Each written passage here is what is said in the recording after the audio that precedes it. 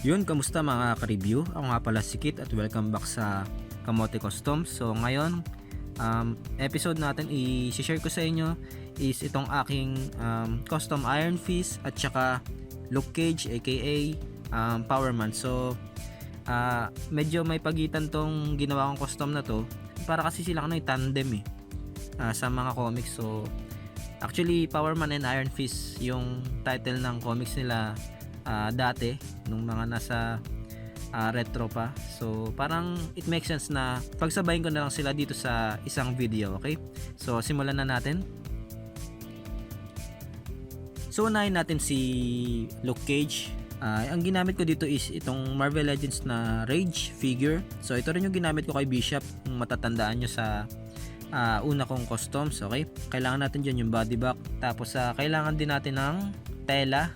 Ginagamit ko dry fit na tela kasi stretchable. Tapos mga bendy wire, yun yung mga kailangan natin dito, okay? At saka sa ulo, ang kailangan natin is yung head ni John Stewart Green Lantern. Actually kahit anong head yung gamitin nyo dito, basta kamukha naman ni Luke Cage, no problem tayo dun, okay? Simulan na natin yung process. So sa ulo nga, ang gagamitin natin is yung kay John Stewart na Green Lantern sa McFarlane. So ang ginawa ko dun is nilagyan ko lang ng bigote, okay? Tsaka binura ko lang ng acetone yung buhok niya, okay? So hindi ko na sinand. So kung mapapansin nyo, medyo parang bakat ng konti yung kung saan nakalagay yung hair ni John Stewart, yung hairline. Sa bigote naman niya, ginamitan ko lang yan ng paint. Pwede kayo mag-paint, okay? Pero dito ginamit ko dito is tech pen lang at saka Sharpie marker, okay? Pag nagawa mo na, syempre mag-iisip ka baka kumalat yung marker. So ang ginawa ko, meron akong top coat na Mr. Hobby. Flat yung top coat na ginamit ko dito. Medyo pagka-pricey lang to, pero marami kayong magagawang pag-i-spray dito. So maganda to kasi mapoprotektahan yung pintura na nilagay nyo. Ito nga patunay sa effectiveness nitong top coat is ito, hindi nag-smudge yung pinturang nilagay ko dito. Okay, kahit marker lang to, kahit tech pen lang to. At saka medyo nawala yung pagka-shine nung head kasi medyo shiny to So parang nagkaroon ng realism, okay? Sa damit naman, as usual, ilalagay ko dyan sa baba yung link kung paano ako gumagawa ng mga fabric suit. So in this case, gumawa ako ng t-shirt lang, okay? So medyo malaki kasi yung back ni Rage, kaya medyo malaki-laki din yung nagawa ko, okay? So andyan dyan sa baba yung link kung gusto nyo malaman kung paano ako gumagawa ng fabric suit, okay? So ayan, ginamit na lang natin yan ng fabric glue, okay? Dito naman sa mga manggas, ganun din yan, tela lang din yan. Actually tela na may double sided tape, tapos tinupi ko lang yung magkabila, dinikit ko lang dito sa may bicep, okay? So kung mapapansin nyo, hindi yan masyadong pulido kasi parang first try ko kasi to na ganito yung gagawin kong technique. Ginulo ko lang. Actually parang gusto ko pa nga balikan to, ayusin ko pa, mas puliduhin ko pa para mas maganda naman, mas presentable, okay? Pero sa ngayon, share ko na siya sa inyo. Siguro sa mga susunod na video i-update ko na lang siya, okay? Tapos dito naman sa kuwelyo nya, kasi syempre ito kasi nagtatastas tong tela na to kasi hindi nga siya tahi, okay? So ang ginawa ko, pinatigas ko yung isang piraso ng tela na dry fit. Nilagyan ko siya ng fabric glue kasi kapag merong fabric glue, tumitigas din siya yung tela. So nung tumigas na yung tela, ginupit ko, sinukat ko yung kwelyo niya dito hanggang dito sa may likod.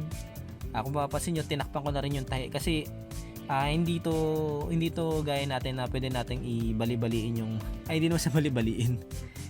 Pwede nating flexible yung katawan natin, diba? Ito kasi plastic to, hindi flexible. So no choice ako kundi tastasin yung likod tapos tahiin ko na lang, okay? So ganyan yung ginawa ko. Tapos para matakpan yung tahi, ito nga yung pinatigas kong tela gamit yung fabric glue. Ayan, tinakpan ko na din. So para siyang may jumper sa likod, okay? So wala, no choice ako, kailangan kong ganyan So siguro pag binilikan ko to, gawa na lang ako ng mas malaki pang t-shirt. Pero kasi kung papansin niyo sa harapan, medyo okay naman siya, parang body fit type nga, 'di ba? So parang okay naman siya sa akin.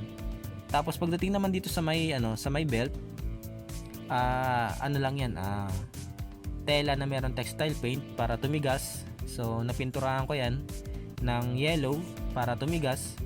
Ilalagay ko diyan sa baba yung link kung paano ko ginagawa yung mga fabric na may textile paint para tumigas, okay?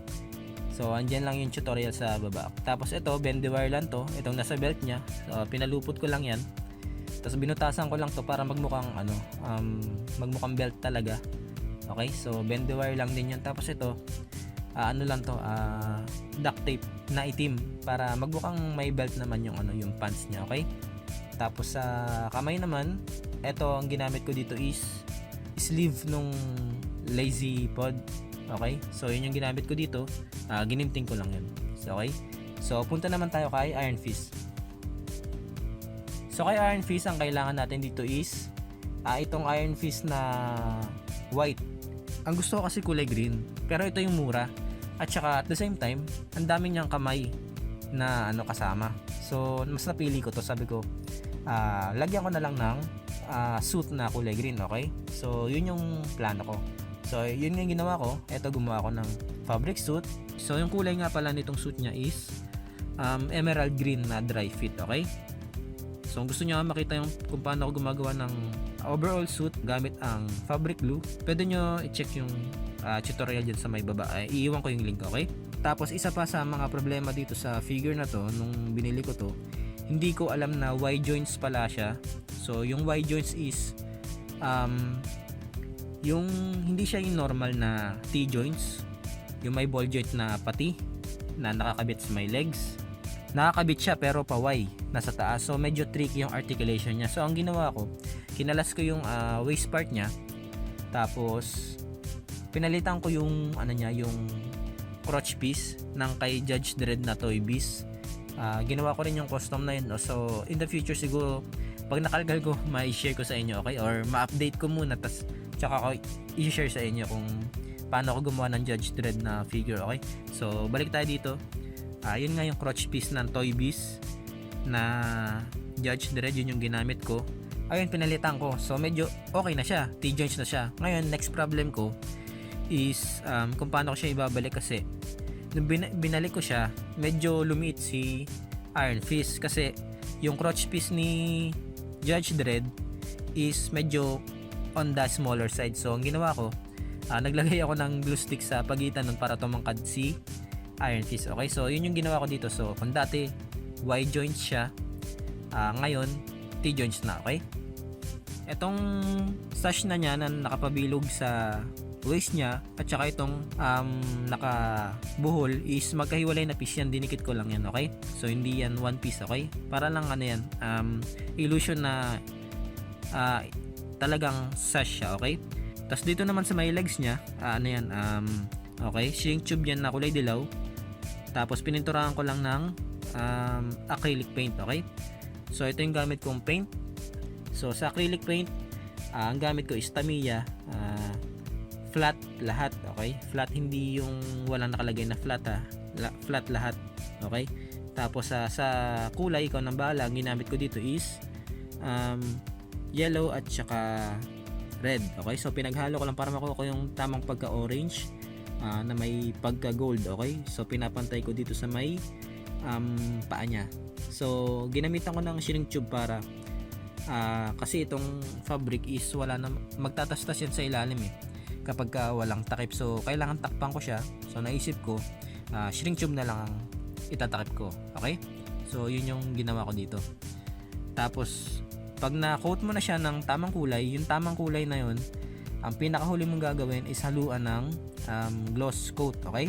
Para maging 2-in-1 siya, pintura na merong coat. So kung mapapansin nyo, hindi magrarab yan, okay? Hindi naman sa sa talagang hindi siya matatanggal siya kung pepersahin mo. Pero syempre custom mo to, gentle lang yung paghahawak mo, okay? Yung pag-play natin dito. Tapos dito naman sa may sa may wrist niya, so tela to na kulay dilaw, meron siyang double-sided tape. Medyo ni-stretch ko para magkaroon ng illusion na para siyang nagtatastas, na para siyang benda, okay? So yun yung ginawa ko dito. Tapos nung na-position ko na siya, syempre kulay dilaw yun, diba? Paano may pagka lemon yellow, kailangan mo pantayin dito yung kulay sa may belt at saka sa may boots nya. So ang ginawa ko is kumuha ko ng acrylic paint, pinantay ko nga yung kulay. So may pagka gold yun, tapos may alcohol yun, tapos tsaka mo idadabdab. Magsisip in naman yun dito sa may tela. So wala kayong kailangan ipagala kasi makukuha niya yung kulay na yun, okay? So magiging ganyan na yung kulay niya. Ang next na gagawin mo is patakan mo ng super glue, yung oily glue. So para tumigas siya. So yun, mag-ingat lang kayo, huwag kayong lalagpas dito sa may taas upper part kasi baka malagyan din yung green na suit niya, okay? Tapos dito naman sa may logo niya, ganun din yan, yung dry fit na merong textile paint na kulay dilaw. So yun lang yun.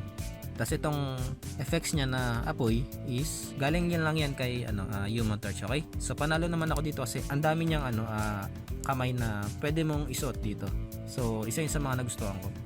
Tapos dito naman sa may neck niya, pininturahan ko lang ng flesh tone, Tamiya color pa din gamit ko. Kung bibili kayo, gamitin niyo yung flesh na color, flat. Tapos ganoon pa din, pag napinturahan niyo na siya ng flesh color, yung flesh color na yun haluan nyo na ng gloss coat. So ganun pa din. Tapos kung mapapansin nyo, medyo makintab to, meron niyang oily glue kasi nga may articulation kasi dito sa may head niya, diba? So magkakaroon ng paint rub dyan. So para maiwasan yun, pinatakan ko lang ng oily glue, okay?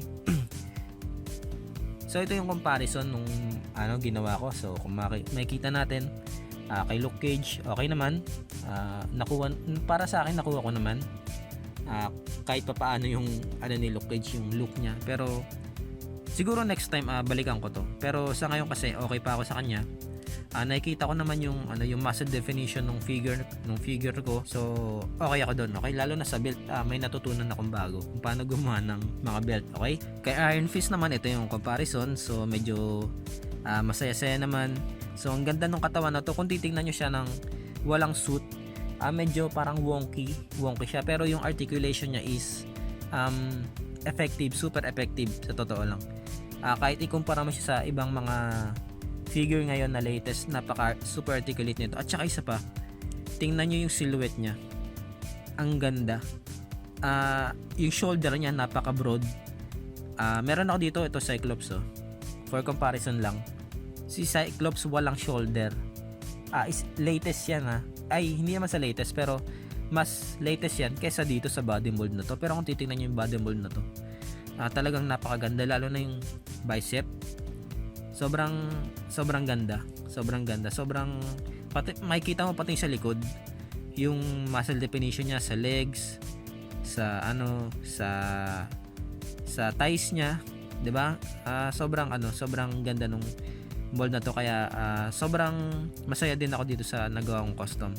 Para na siyang Mezco-fied, okay? So yun lang mga ka-review, maraming salamat sa panonood nyo. At kung nagustuhan nyo nga pala itong video na to, please don't forget to like and subscribe para mag-grow yung channel natin. Road to 1,000 subscriber tayo, guys. Nawa, isa ka dun sa mga nakasubscribe, okay? At saka maraming salamat dun sa mga bago natin subscriber. Maraming salamat sa panonood nyo. Tsaka dun sa mga long time na viewers natin, maraming salamat, okay? Nawa, may naitutulong ako sa inyo sa paggawa ng custom, okay?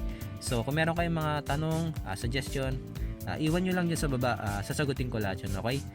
Masaya ako pag may nagko-comment. Kung meron kayo suggestion, iwan nyo lang dyan sa baba, okay? So yun lang, kita-kits ulit tayo next time mga ka-review. Salamat.